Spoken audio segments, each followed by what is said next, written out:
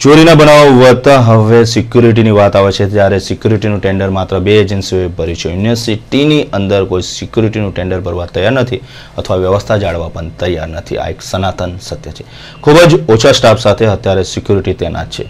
2-3 બિલ્ડિંગનો ઇજારો security જવાનને રાખવો પડે છે અને તેઓ પહોંચી વળતા નથી. સામે જોઈએ તેટલું વળતર પણ તેમને મળતું નથી અને ચોરીના બનાવો દિન પ્રતિદિન વધી રહ્યા છે. માત્ર 2 એજન્સીઓએ ટેન્ડર ભર્યા હોવાના કારણે સત્તાધીશો આ માટેના ટેન્ડર મંગાવવાની પ્રક્રિયા નવેસરથી હાથ ધરે તેવી પૂરેપૂરી શક્યતાઓ છે. સિક્યુરિટી એજન્સીઓ કેમ્પસમાં સુરક્ષા વ્યવસ્થા સંભાળવા માટે તૈયાર ના હોય તેવી સ્થિતિ જ બતાવે છે કે કેમ્પસમાં સુરક્ષાનો કેટલો ગંભીર પ્રશ્ન છે. યુનિવર્સિટી સત્તાધીશો માટે આ સમસ્યા માથાના દુખાવારૂપ બની ચૂકી છે કારણ કે યુનિવર્સિટી પાસે સુરક્ષા વ્યવસ્થા માટે પૂરતું બજેટ જ નથી. યુનિવર્સિટીની જરૂરિયાત પ્રમાણે સમગ્ર કેમ્પસમાં લગભગ 45 સ્થળો એવા છે જ્યાં સિક્યુરિટી મૂકવાની હોય છે. યુનિવર્સિટીમાં કોન્ટ્રાક્ટર લેનાર સિક્યુરિટી માટે વાર્ષિક 17 થી 18 લાખના કોન્ટ્રાક્ટમાં આ તમામ પોઈન્ટ ઉપર સિક્યુરિટી કર્મીઓ મૂકવા અશક્ય બની જાય છે. માટે જે કેમ્પસમાં આજે પણ ગમે તે વ્યક્તિ આસાનીથી ઘૂસ મારી શકે છે અને કેન્ટીનો સહિત વિવિધ સ્થળોએ અસામાજિક તત્વો અડ્ડો જમાવી શકે છે. ગત વર્ષે સિક્યુરિટીના કોન્ટ્રાક્ટ માટે 12 એજન્સીઓએ ટેન્ડર ભર્યા હતા. આ પૈકી 2 એજન્સી એવી હતી જેમને માત્ર 2 મહિનામાં જ કોન્ટ્રાક્ટ છોડી દીધો હતો. એ બાદ ત્રીજી એજન્સીને કોન્ટ્રાક્ટ આપવામાં આવ્યો હતો. યુનિવર્સિટી સત્તાધીશોને સિક્યુરિટી એજન્સીઓને આકર્ષવા માટે બજેટ વધારવું પડે તેમ છે. બજેટ માટે પૈસા ક્યાંથી લાવવા તે પણ એક સમસ્યા છે.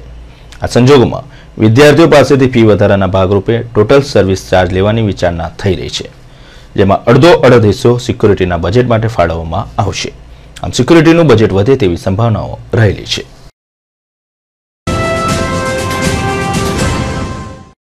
મહારાજા સયાજીરાવ યુનિવર્સિટીની નામાંકિત પોલિટેકનિક કોલેજ કેમ્પસમાં આવેલા હોસ્ટેલમાં હમણાં શ્રમજીવીનો યુવક ચોરી કરવાના ઈરાદે ઘૂસ્યો હતો અને ત્યારબાદ રંગિયાથી વિદ્યાર્થીઓના હાથે ઝડપાઈ જતા વિદ્યાર્થીઓએ તેને ઢોરમાર માર્યો હતો.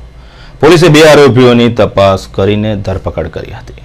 શ્રમજીવી પરિવારનો યુવક મોતને ભેટતા તેના પરિવાર ઉપર તો આપ તૂટી પડ્યું છે. પોલીસ સત્ય દિશામાં તપાસ કરીને 2 આરોપીને ઝડપી લીધી છે, પરંતુ વિદ્યાર્થીઓનું 50થી વધુ મોટું ટોળું આ શ્રમજીવી યુવકને મારવામાં હતો. બીજા આરોપીઓ ક્યાં ગયા તેની કદાચ ખબર પડતી નથી. માત્ર 2 વિદ્યાર્થીઓ જ આ યુવકને મારે અને યુવક મરી જાય તે વાત કદાચ હજમ થતી નથી.